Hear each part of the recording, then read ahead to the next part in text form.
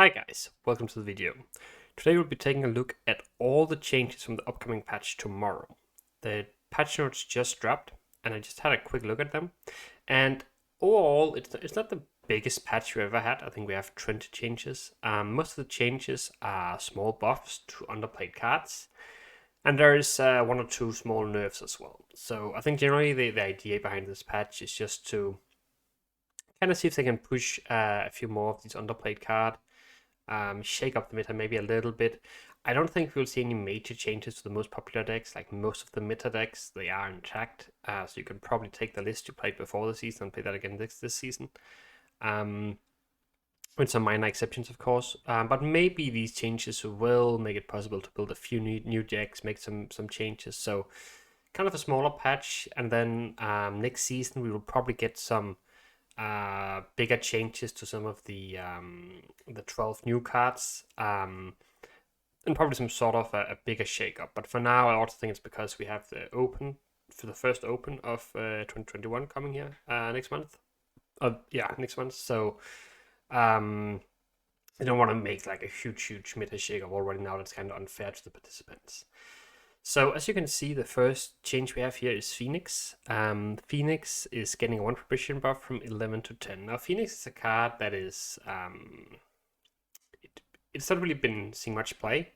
I think that was like maybe once where I saw some play, but that's like a long time ago. For the past year or so, like this card has been nowhere to be found. And apart from 11 to 10, might not be enough, to be honest. I still think the main issue with the card is that you kind of have to play it or discard it somehow. Because if you just play this from hand, you're playing a 4 from 10 that sure will give you some carryover in later rounds, but you can compare it to a card like Crow Mother, which is playing as 8 tempo and also giving you 4 points of carry in later rounds. And then Phoenix just doesn't look that great, to be honest. Now, obviously, it's not exactly the same because you don't have to play alchemy cards in your deck. And maybe you can make this work, but I think it would have to be even cheaper or maybe get one more power to be viable. So maybe someone will try to build something around this card, but I don't think it's going to have a huge impact on the meta.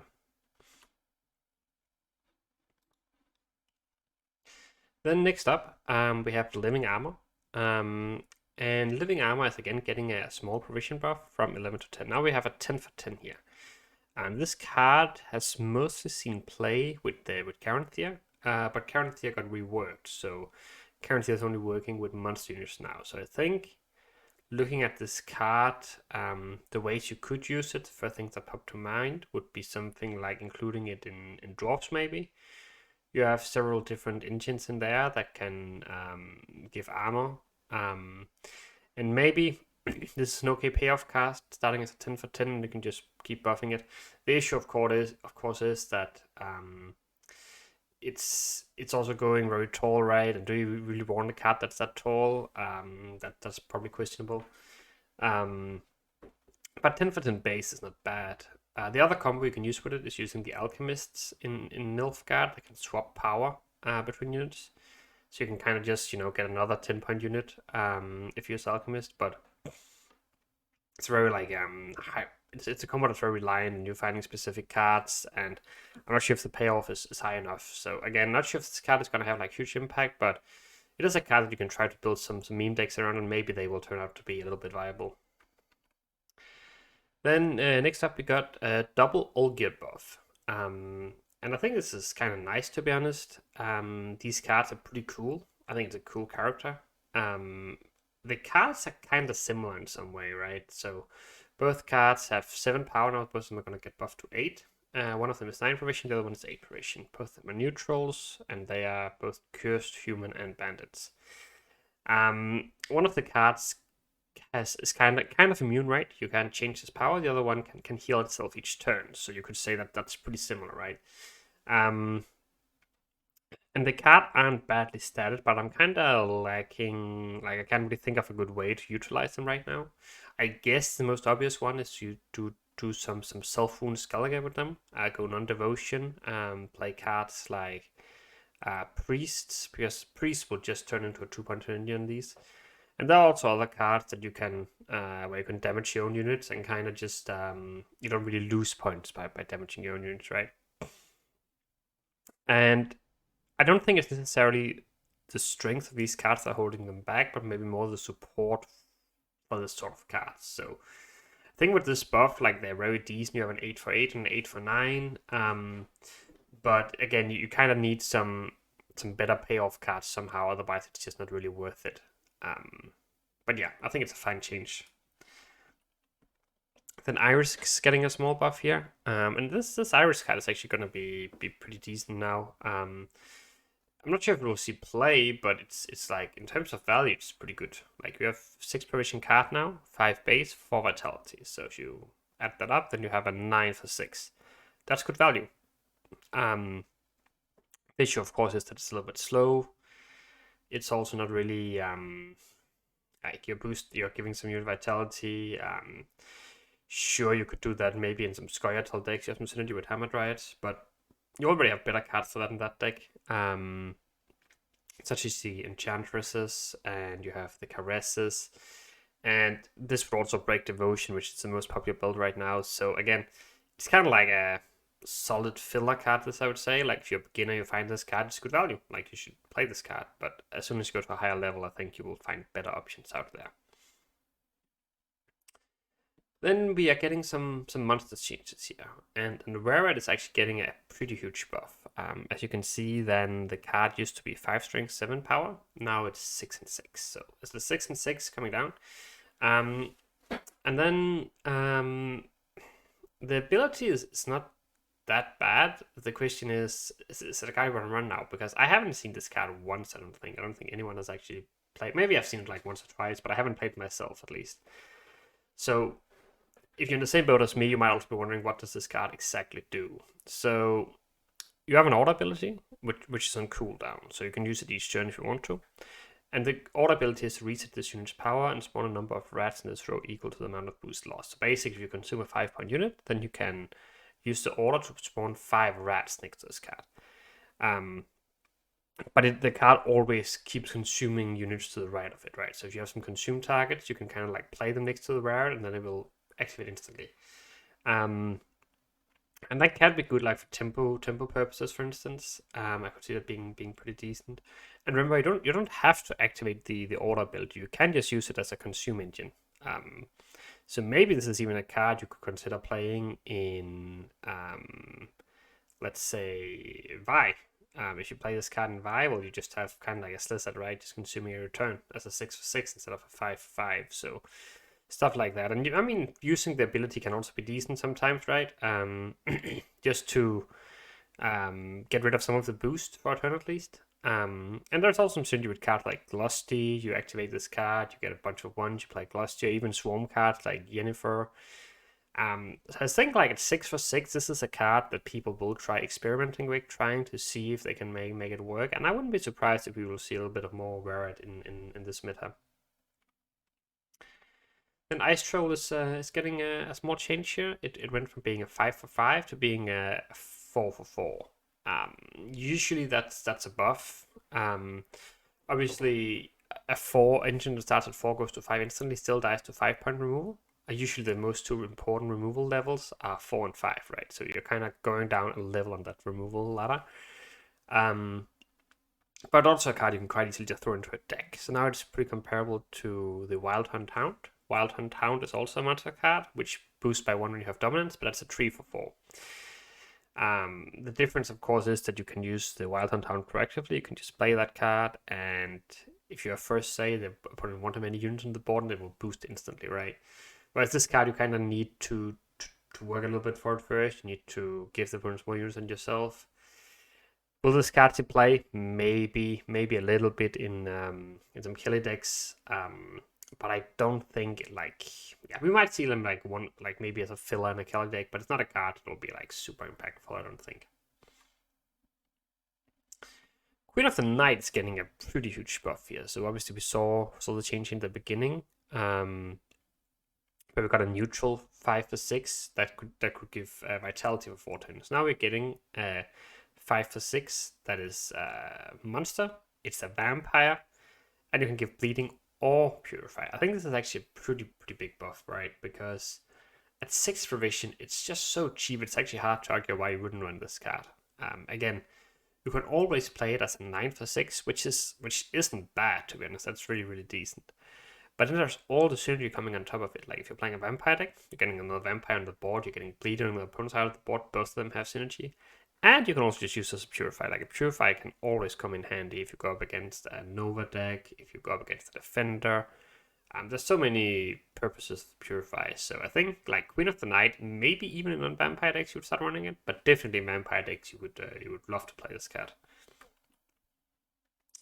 Then Succubus is getting a change. This is a card that was also added not so long ago in Blade's expansion. And the card, like, it seemed kind of strong at first, and then it didn't really see any play. And, like, I think the main reason why it's not seeing that much play is because it's a little bit awkward to set up. Like, it requires you to have another Succubus in your graveyard. And if you have that, so, like, you need to have 2 of them in your deck, put one of them in the graveyard, and the other one, if you play that, then it's basically a 5-point consume token that you can play every turn, right?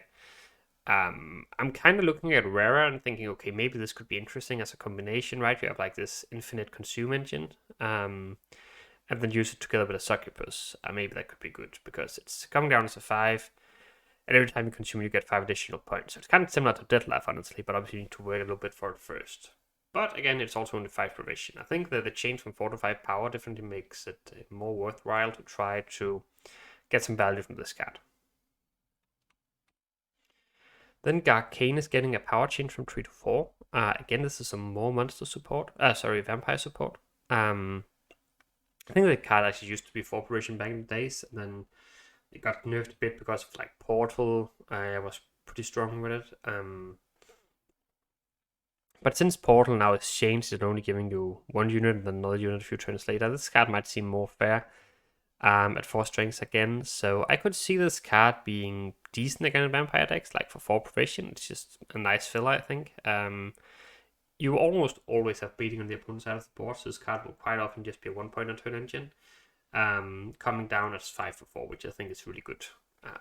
So yeah, I think this card will definitely see play in vampire decks, although vampire decks are a little bit weak right now. So the question is, will these sort of cards be enough to push it back to a respectable power level?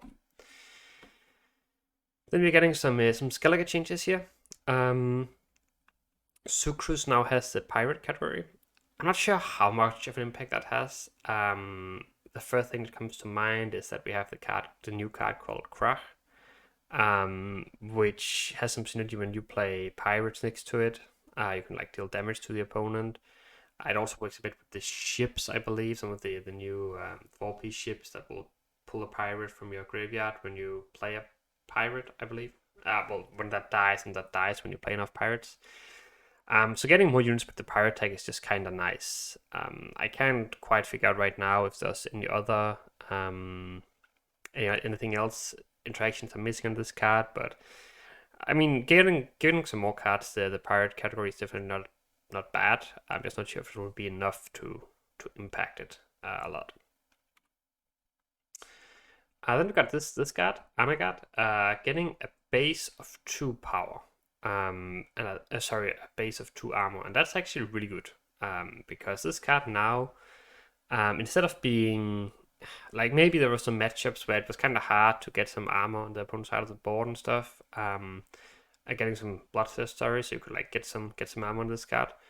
Then now, like starting at 2 armor, it comes down as a 7 for 10. But obviously, the armor kind of says whenever you play a card, you're kind of losing that that value yourself, right? So I think with this buff, this card could actually be very solid. It is of course struggling a little bit because it's not a warrior card. So the question is like, can Skellige do something that's not warriors? And if they can, I think this card is actually going to be pretty decent. Quite often might just get heat waved, but then I mean, worst case, you're trading a 10 provision heat wave for a 10 provision card, right? That's okay.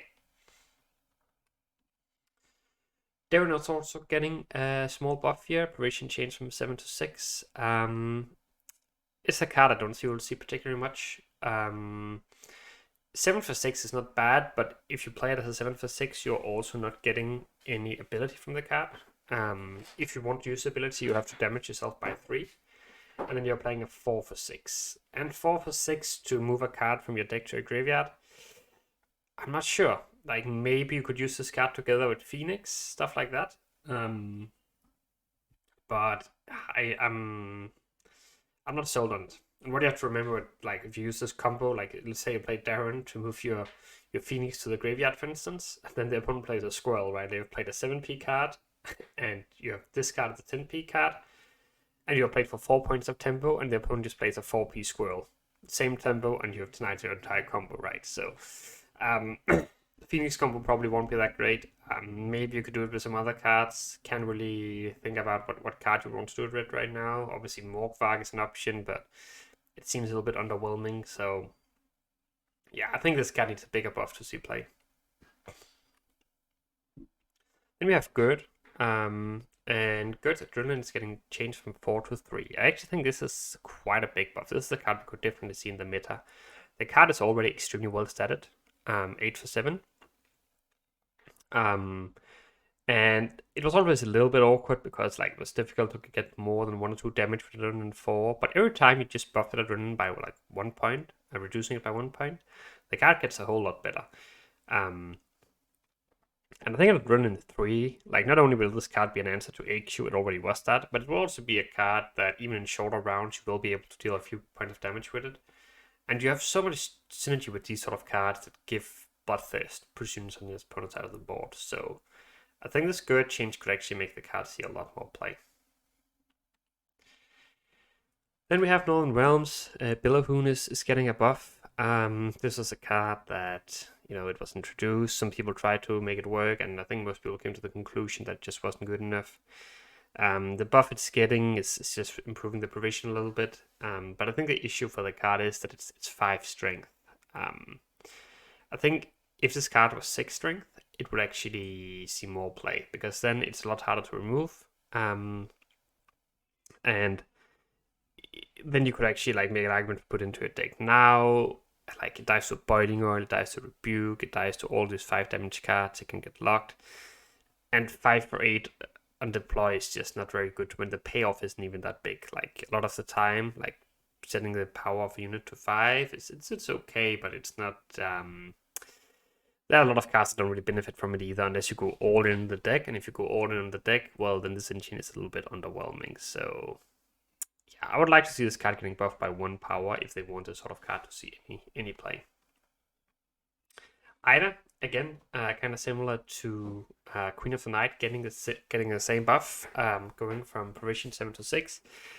I'm not sure if this was necessary for a card like Ida. I think Ida was already a pretty nice utilize card you could use. Like you have Purify, you have Vitality, and yeah, I mean at 6 provision, I see this card being really, really good. I think you run it in a lot of Skytale decks. Of course, you can run it in Elf decks, but you can also just run it in as a tech card if you know you're going to go up against a lot of defenders. Well, then just have a handy Purify, which doesn't break your devotion. You can even use this card in a Hammer Dryad. Like, you just have so many options for this card. So, really good card. And it's going into the same sort as Lux, Syrian, and Morin. So, you can kind of choose, do you want to have a lock, do you want to have a Purify, with the upside of also being able to play for very good value. Yarpen is getting a buff as well from 5 to 6 power. I mean, dwarves were underpowered, so giving buffs is a good thing. But I'm not sure if this buff is enough really to change all that much. It's a very like key card in the deck, right? Because it's really benefiting from all the armor that's played, your leader ability. So it's a card you always put into a dwarf deck, so you can kind of say that you boost dwarf decks by 1 point, which is a step in the right direction, but I'm kind of feeling that dwarf decks need something more. They might need some strong removal tools to be able to compete, because right now they just don't have that. So yeah, as you can see, we didn't have that many changes from either Northern Realms, Skytale. Nilfgaard is also getting a few changes. Slave Infantry, Power and Provision is getting changed from 4 to 5 Provision. So this is actually kind of an interesting one. Is this a buff or a nerf? Because it's technically, it's not always good to push something from 4 to 5 provision. Quite often it's actually making the card worse because it's harder to justify running that card, sorry. But at the same time, this is a double buff, right? Because not only do you get 1 extra point on the slave infantry, you're also getting 1 extra point on the card you're transforming from the slave infantry. So you can say it's like plus 2 points for the cost of 1 provision. This card has a ceiling of 9 for 5, which is okay. That's not bad. The issue is that I don't think Nilfgaard has that many great ways of getting 1 point units to their side of the board. They can, of course, run a card like Emir to steal all the spies back and then transform the spies with slave infantry, but it's like very combo dependent. And wouldn't you rather just be playing more spies than be playing a slave infantry in that case? I'm not sure, but I'm not sold on this card. I think if they changed it to 5 power and kept the provision at 4, it would be a very good card, but that would maybe be too strong. I think in 5 provision, it's probably a little bit underwhelming. But hey, who knows? Like, if you get in a meta with a lot of mirrors, you can maybe transform their spies, transform the opponent's Joachim. You can also do stuff like denying rod tossers. So it has some uses. Just not sure if it will be a card that you would put. It won't really be the first card you put into a Nilfgaard deck. I'm pretty sure of that. That was it for Nilfgaard. Now we just have 2 changes for Syndicate left. The first one is Tunnel Drill. I think this is the only straight up nerf in this patch, I believe. Tunnel Drill is going for 6 to 7 provision. And I mean, this was and still is a very, very strong card. Not because of the card itself necessarily, but because of all the buffs Line Pockets got, and the entire Crown Splitter package. This is not a nerf that will mean that people will stop running Tunnel Drill at all, but it means that you have 1 less provision to play around with.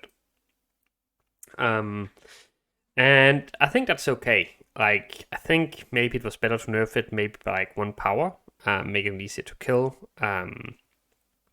But I think it's a pretty okay nerf as well. Syndicate was the strongest deck this patch, but it wasn't like way ahead of the others. Like you had AQ, Araka Swarm, and you had Nilfgaard, not double ball, but double Joachim, quadruple Joachim, which were also some really good decks, right? So it's not like Syndicate was just winning against everything. I think just upping the provisions a little bit is probably a fine change in my opinion. So yeah, Syndicate will still be fine. Line Pockets will still be fine, but this is just a very minor nerf. The last change we're getting here is Prophet Libioda, who is getting a provision change from 9 to 8. So again, just a small buff. I mean, the card is looking kind of okay now. It's 6 strength, which means it's difficult to kill with normal removal cards. And you can just give a bunch of shields, which, I mean, there are some synergies. There are some shield synergies out there. I'm not convinced this card will see much play either. Like, I think you probably need some more buffs to the entire shield archetype if you want that to happen. Syndicate probably won't use this card really. Don't really know why they would put this into the deck, but NR probably to a higher extent would consider using this card. It is of course cross faction, so NR can also use it.